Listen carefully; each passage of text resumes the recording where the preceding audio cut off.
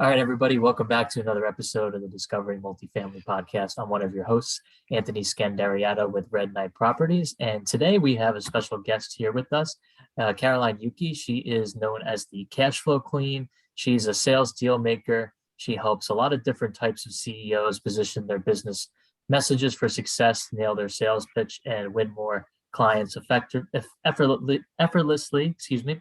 She's an award-winning female entrepreneur and MBA student as well. She's also a real estate investor. She's been involved in, manufacturing and multifamily. Obviously, we're going to talk about a lot on here as both a general partner and a limited partner. And we're going to talk about, um, some mistakes that Caroline has seen in her experience in the commercial real estate industry when we talk about syndications, meaning, you're aggregating amounts of capital to acquire a large apartment building or any type of asset you couldn't acquire on your own, where you're bringing in, buckets of investors. And then obviously you have the general partner, which is the GP, who is running the deal and basically the main point of contact. And then the limited partner, who's still a partner in the deals. It's just more of a passive capacity. So you have an active and passive, both different roles in the commercial real estate syndication business. So Caroline has kind of seen it all, and going to talk about some of her experiences to help her get to where she is today, and that has helped her grow her business moving forward. So thanks for coming on, Caroline. Of course, excited to be here. Great. So you want to talk to us about your experience in real estate investing in general, and kind of how you got started and some of the lessons you learned along the way? Sure, of course. Love to. So,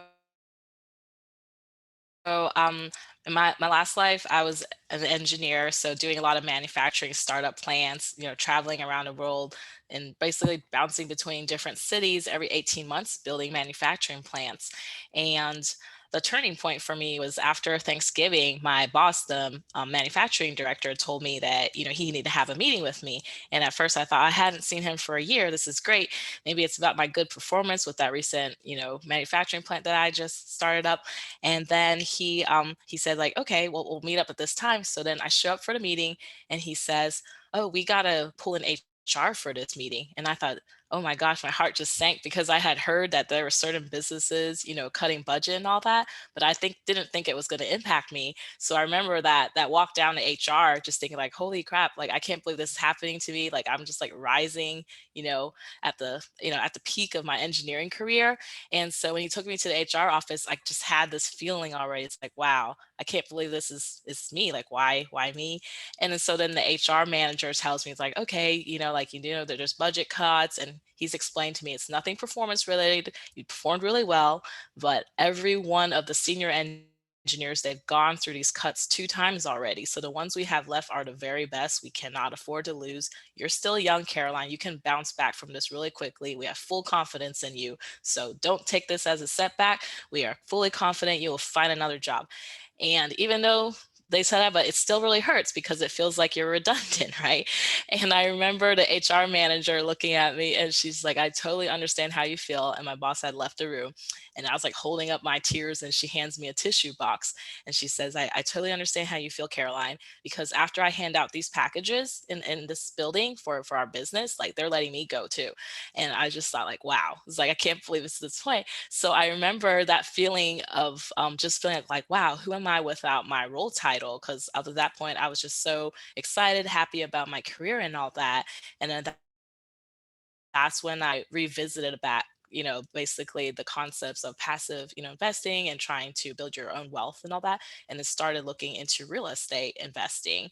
And I got into rental property investing, and I had invested probably $50,000 in education, learning about real estate investing. It covered everything from wholesale, flipping, basically like looking at, project management, construction management. It also covered like basically like if you wanted to do the turnkey house flipping, mobile house, it was just a lot of education. So I think going through all that is very exciting. You're basically going to all these conferences, meeting all these other excited, wanna-be real estate investors. So my first learning there was that there is so many avenues to become a real estate investor. And I think, well, I don't know if I could call it a mistake, because looking back then, like, I just didn't know which path I want to go. So one month I would be focused on foreclosure and going to auctions. And then the next month I was writing direct mails, looking at the ugly houses, looking which ones to flip, doing the Burr method. And then the third month they'll teach us a new method about marketing. And then you're sending out postcards. So it was very shiny object syndrome. So Anthony, I think like one of the learnings, yeah, from there is like, how they say focus on one path. Like, I think going through so much real estate education, it's really difficult to know which path is really suitable for what you're looking for.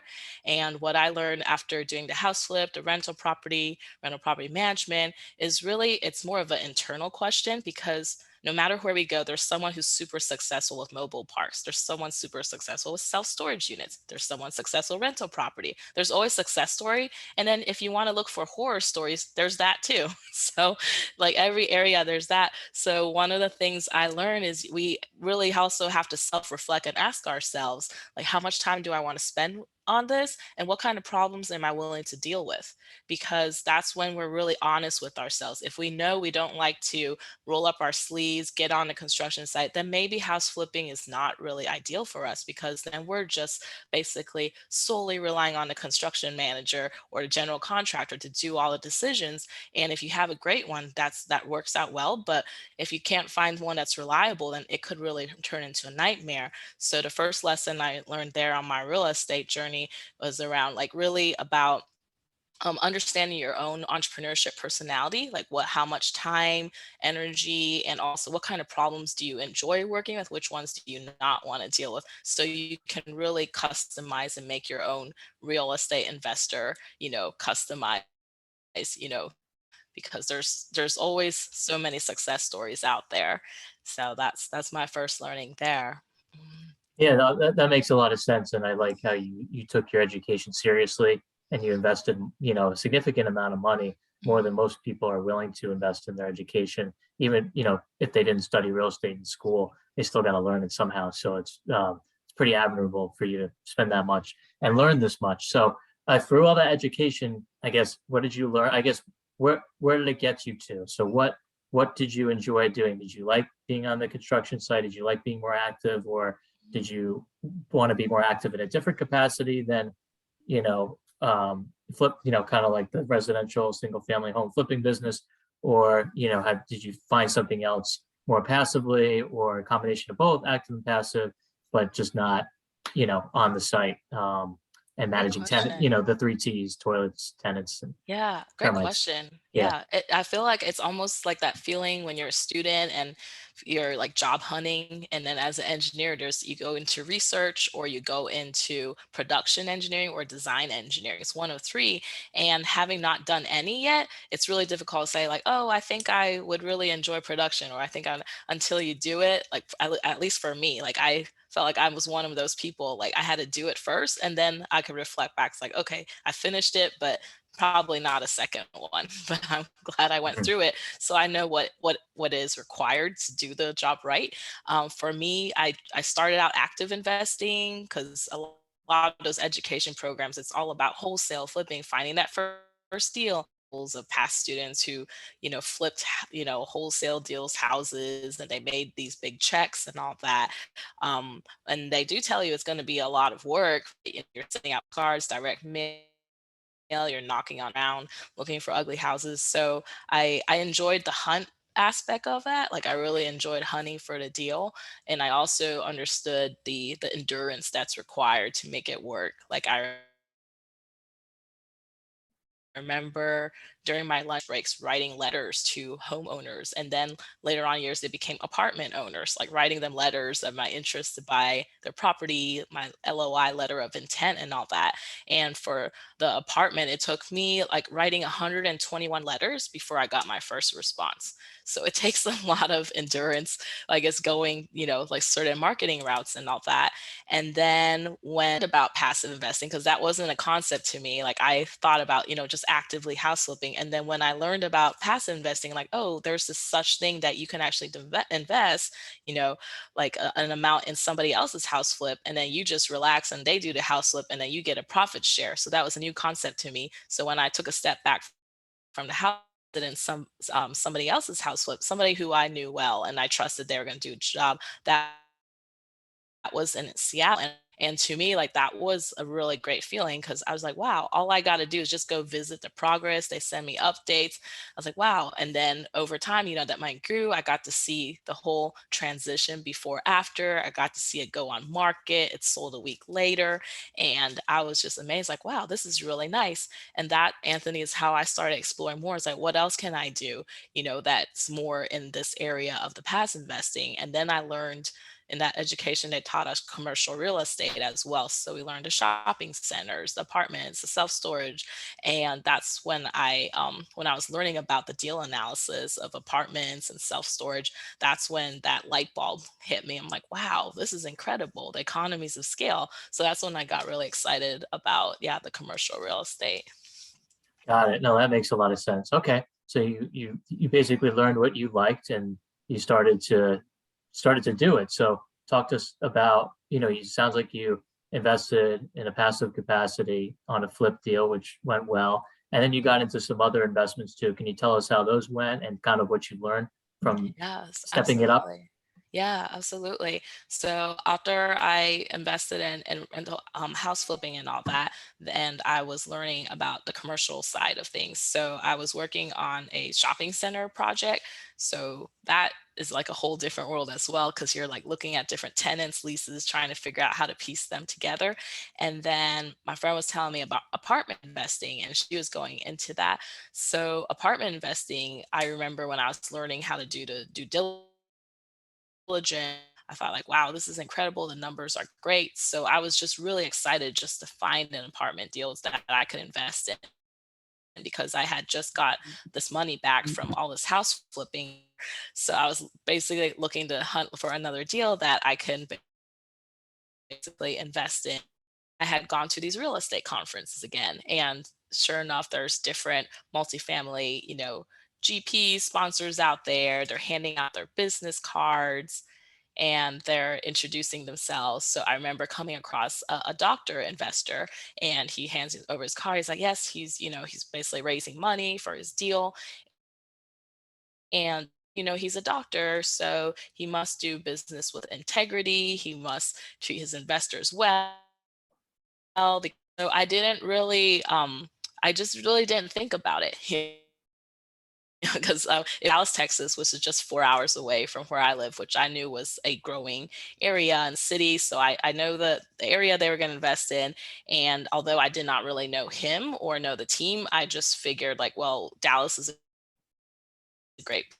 I invested my money in there back in 2018, and during the process after it closed, I remember getting updates like, "Oh, we're having these issues. It's not going well.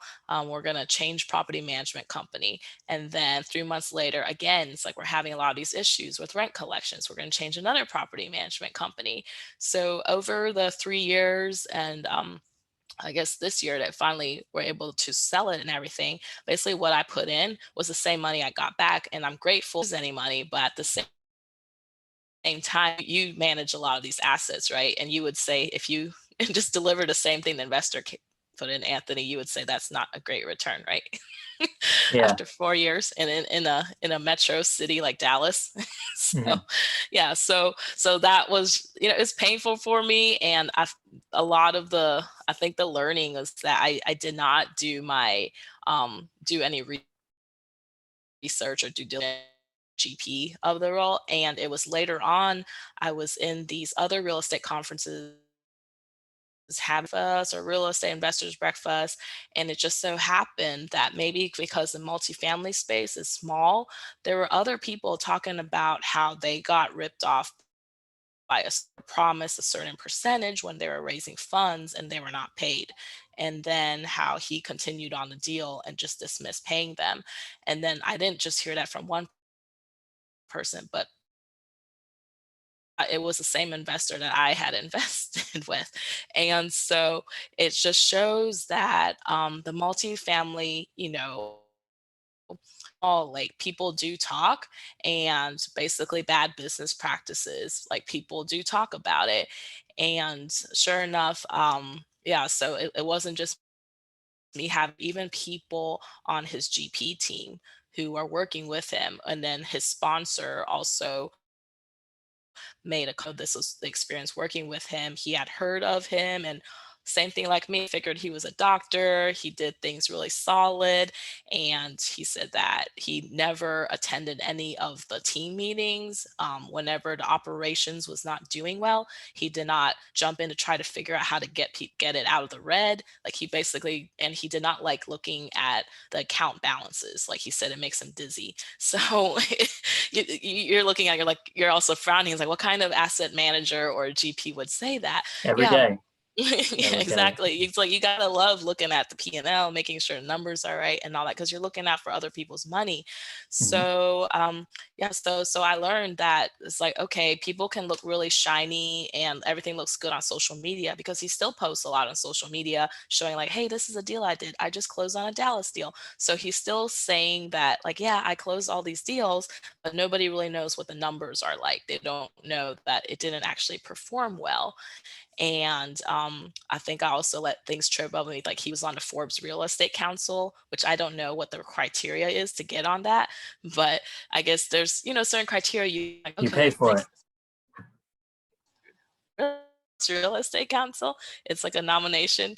Yeah, so things like that. I got tricked. So I just wanted to share with your community, Anthony, because I know that there's other passive investors looking for good deals, and a lot of times we're attending these webinars remotely. We don't meet this person, and we're basically trusting a friend through a friend. It's like, hey, I heard of this person, or I'm raising money for this deal. And so we're trusting our friend that they know them and they've done their due diligence on them. And sometimes, that we still got to be able to talk to the people that I've actually worked with, or past investors.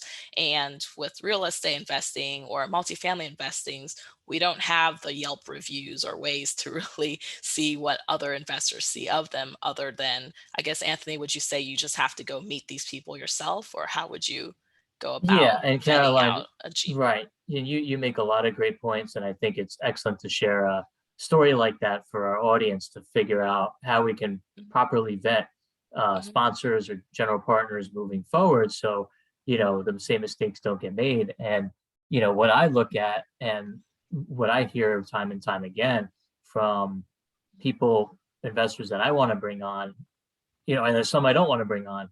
Mhm. But the ones that I like bringing on are the ones that do ask, do their due diligence up front, Okay. because I know, if I take their money, they might ask questions later. I'd rather them ask it up front, get everybody transparent on the same page, and then we can move forward in a positive way, and it's everybody's on the same page. That's important. I do like to look at track record is a big one. So I'm not sure if the doctor you invested with had prior deals and they went well. Return metrics, case studies. Okay. What have you done on other deals? Mhm. That's number one. And a lot of times there's references to investor references. Did the sponsor or the general partner do what they said they were going to do, or did they under promise over deliver? Did they meet expectations? Did they underperform? Those are all important questions to ask. And then obviously, yes, Caroline, face to face is 100% better than Zoom, in my opinion. But it's I have clients from all over the country who I haven't met in person. I met most of them, to be honest with you, at some point. But not 100% necessary. But I think you need to do a little bit more due diligence if you're not meeting them.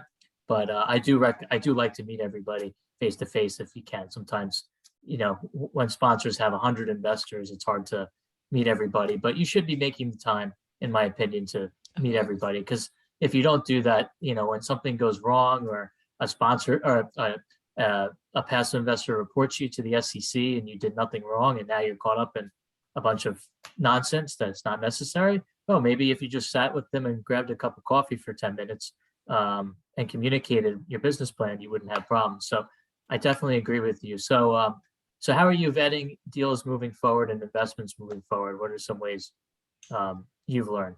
I've learned to ask about the details of their performance. Like, I think a lot of times the bio says like, oh, they've got this many properties under management, this many doors, this many millions, like that. We just see those highlights, but knowing, like you said, the key numbers, like how did it perform versus compared to what was their investor webinar pitch? What was the return they said they were going to get, the financial projections, and what did they actually reach? I mean, that's important to know, because anybody can say like, hey, I have 3,000 doors, 7,000 doors, but like what did they actually add value to it, and how, what did the past investors say? I think that's important. And what I've learned also is just probably doing also my understanding more about the underwriting, because I remember having this I drove by the property once, and I remember just having this feeling. It's like kind of feeling doubtful. It's like, are they really going to be able to raise the rents? Like, I'm not sure. Like I was just like feeling like I guess my gut feeling when I drove by neighborhoods, like I'm not sure like this neighborhood like would really appreciate the renovations and all that. And but then I thought, well, they've been doing it for like 15, 20 years already. Like, who am I to ask them and question it? So I learned that even questions like maybe for me, like I probably felt bashful because I was the one who's new to the apartment investing world, and they were the 15-year experience. So like that it's okay to ask. Right. Yeah, because it's in the end of the day, it's my money and all that. And I should have pressed further to ask those questions. Yep. Yeah, So those were absolutely. things that I learned in hindsight. Mhm. Absolutely. I like the fact that and also going to the property, ideally with the sponsor, if you can. But sometimes that's not always possible. But going physically to the property, checking it out yourself is also something that I recommend as well for passive investors. So um, awesome. So what are you up to now in terms of your world, and how can my audience learn more about you, reach out to you, and connect with you? Sure. Thank you, Anthony. So I'm currently have a social enterprise project called Bold Millionaire. So it was inspired by a friend of mine who, like, basically she was taking care of her husband when he passed away from cancer, and then when he did pass, she was just overwhelmed with how to manage finances, and so she didn't know what to do, and so she sought out a wealth advisor, and then later on realized she got scammed $300,000. And what I tell people is the moral story isn't, don't trust wealth advisors, bad people out there. It really is that we, at the end of the day, like, we're responsible for our own money investment decisions. So we need to build up that financial literacy. And the reason why we have other people make decisions for us oftentimes is that we don't trust our own decisions enough. So we'd rather somebody else make decisions for us, and that can be very risky. So I started a nonprofit social enterprise project, like educating women in investing so they can feel more money investing confidence with their decisions. And so that's boldmillionaire.com. And basically it helps go past, not the basic check balances and all that, but more of that advanced, like, how do I look at investments? How do I vet out mutual funds or real estate funds, just to have that better knowledge, so that when they do talk to these different, asset managers or advisors, they come prepared and they understand more of the knowledge and the language that they use, and they feel more comfortable with the conversation, and they can be prepared for those decisions and all that. I love it. So for my audience, check it out. It's boldmillionaire.com, you said? Hmm. Yes. Awesome. That's a great website title. So boldmillionaire.com, check that out, and they can reach out to you directly on there. Yes. Uh-huh. I get all Excellent. the emails and newsletters. Yes. Excellent. Well, definitely encourage my audience to check that out, connect with Caroline, reach out to her, see what she's up to, and really appreciated the conversation today. And if you liked what you heard and or saw, please give us a rating and review on iTunes. It helps our message get out to a greater audience. So definitely thank you again for your time, and look forward to talking to you again soon. Thank you, Anthony.